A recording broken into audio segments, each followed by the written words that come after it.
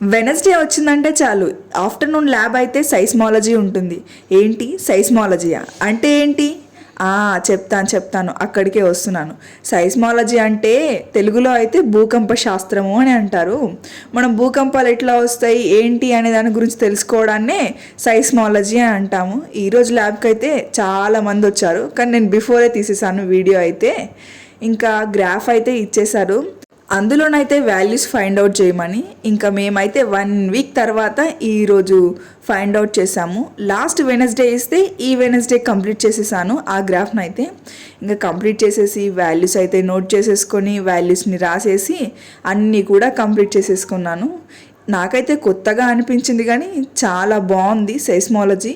ఎవరైనా ఫిజిక్స్ చేసుంటే డిగ్రీలో మాత్రం జియో ఫిజిక్స్ని అయితే ప్రిఫర్ చేయండి, ఎందుకంటే ఆఫ్టర్ జియో ఫిజిక్స్ లైఫ్ అయితే చాలా బాగుంటుంది.